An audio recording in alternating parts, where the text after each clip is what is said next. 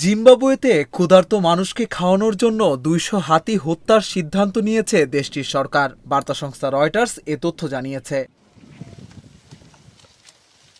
গত ১৭ সেপ্টেম্বর দেশটির বন্যপ্রাণী কর্তৃপক্ষ জানায়, খরায় ক্ষতিগ্রস্ত এলাকায় জনগোষ্ঠীর খাদ্যের যোগান দেওয়ার জন্য ২০০টি হাতি জবাইয়ের পরিকল্পনা করা হচ্ছে।